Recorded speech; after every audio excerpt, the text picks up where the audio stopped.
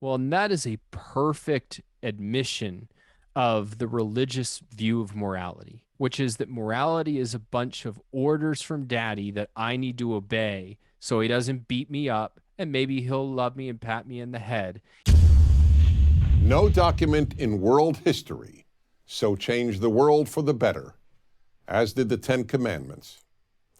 Western civilization, the civilization that developed universal human rights, created women's equality, ended slavery, created parliamentary democracy, among other unique achievements, would not have developed without them. I mean, what's so special about the Ten Commandments? Like, there's a couple good ideas in there. Like, maybe don't cheat on your wife is one, but I mean, even don't kill, I think is, it's not an actual principle. Sometimes it's completely moral and indeed sometimes morally obligatory to kill. Even don't lie, I don't think is a real principle. I think honesty is a principle, but how that affects lying, I think, is a separate question. I've never heard a good case for what is so insightful or deeply useful about the Ten Commandments. Now, we'll come back to an issue that I think is even deeper, which is I think the whole idea of moral commandments is a contradiction.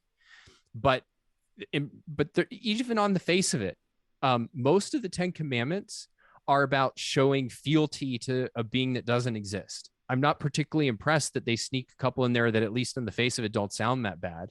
And the idea that this is somehow the foundation of individual rights, it's like, oh, for 4,000 years, we didn't realize that this had any implications for individuals should be free and slavery should be abolished. But really, it's because of the Ten Commandments. I mean, that's just strikes me as completely absurd on its face. So let's see where he goes with it. They're so relevant that the Ten Commandments are all that is necessary to make a good world, a world free of tyranny and cruelty. It was such an achievement of human beings to actually figure out how to go from basically primitive warring poor tribes into sophisticated civilizations, that to say, oh, it's because somebody said, like, don't lie and don't kill. I mean, it's a really, it's a rewriting of history, and it's a slap in the face to everybody who actually pushed that achievement along. If you look what went into Greek philosophy and the whole idea that maybe individuals could be self-governing, if you go into the fact of like Romans who are kind of bringing this ideal of rule of law into that we can actually take the use of force in the governing society out of the kind of arbitrary power of a single individual. This was only kind of the first footsteps towards that, but that's a real step in the direction. Like, those achievements really moved us in the direction of peaceful societies where human beings could coexist, and they could coexist beyond tribal lines in healthy, spectacularly successful ways. To give it to a few primitive people who said, these are the rules for our tribe, by the way, these were not laid down as universal rules. These were Moses speaking to his tribal people. And one of the rules being you have no other God but me, which is hardly a universal thing. And it would not tell you how to organize a society where not everybody worships your God and some people don't worship any God. But if you actually look at the causes, like with the historical lens, what were the ideas that actually propelled us forward? It was much more that the human mind is capable of understanding things through the power of reason and logic, and that it's each individual should be treated as an end in himself. The idea of individual rights is a real achievement that one couldn't even form without examples like Greek democracy and Roman rule of law. And if you look at what people like Locke and later the founders were looking at, they were not looking at a whole bunch of tribesmen from the middle of nowhere and saying, oh, what did they say? They were looking at the actual organization of society that happened in places like Greece and Rome, and then some of the later republics in Europe. And that's really where you could get the ideas that are going to form the basis of a free society. Because, to put it as directly as possible, if it isn't God who declares murder wrong, murder isn't wrong. Yes, this strikes many people today. So, okay, let's buy his premise for 1 second. All right, murder's not wrong anymore. What's so bad about that?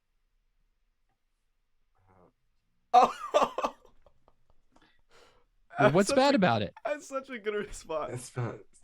I can't even dream up what he would say about that. Well, no, but what would you say? Like, if I'm just asking you, like, so murder's God doesn't exist. Murder's not wrong anymore. Who cares?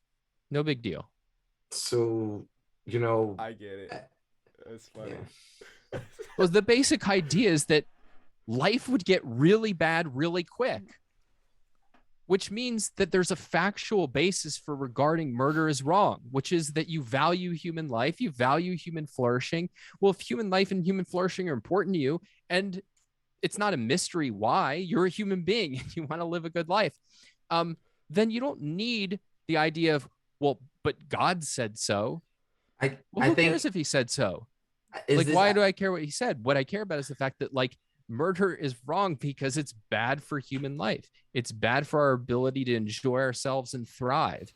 And that's an actual basis for it. The fact that God said it neither adds nor subtracts anything from that equation at all. Why did you say that? And eventually they're trying to get you to a point where, oh, it's an assumption or it's a belief, it's a guess. The same things you would say could be almost no better than having faith, essentially. You have faith in whatever you're going to say why it's wrong, because you can't prove you could never tell me. It's almost like you could never actually tell me why it's wrong. You could never make that argument with whatever you're trying to substitute out. Well, I just did. Yeah, true. Now, I mean, there's even deeper reasons. I think you have to give a full kind of rational justification for morality.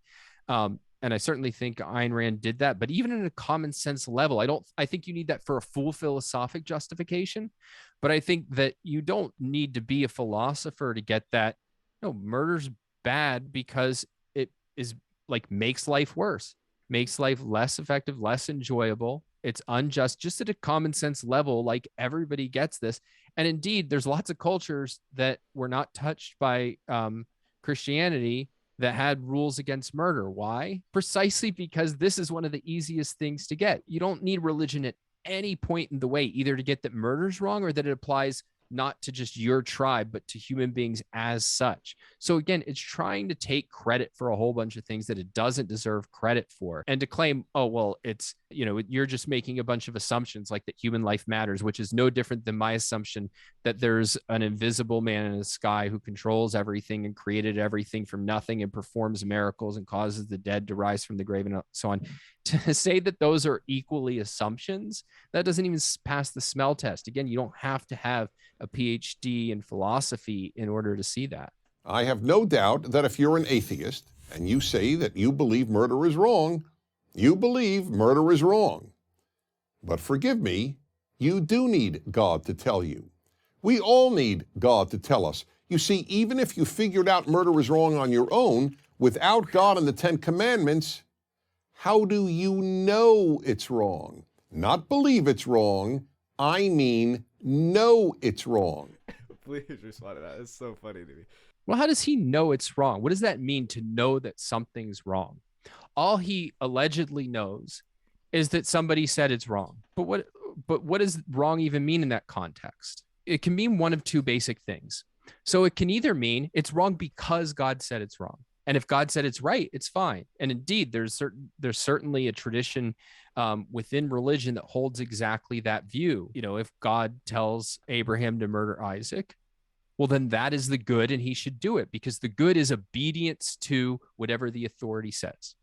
So that's one strain. And if that's your view, then what you have is not morality. What you have is basically a scared child who does whatever his parent said so he doesn't get punched in the face by a vindictive father, only this father's not going to punch you in the face. This father is going to make you suffer for eternity. But the other thing that it could mean is that there's something good apart from God's commandments, that there's some sort of basis for what's good and bad apart from kind of God's arbitrary dictate. Well, if that's true, then that's in principle discoverable by the human mind, and we can use it to judge God. But then why do we even need God? If it's a set of facts independent of God's whim that renders something good or bad, then we can know it through the same process that we know any other kind of fact. God deserves a lot more questioning than vice versa. Honoring parents is how nearly all of us come to recognize that there is a moral authority above us to whom we are morally accountable. And without this, we cannot create or maintain a moral society.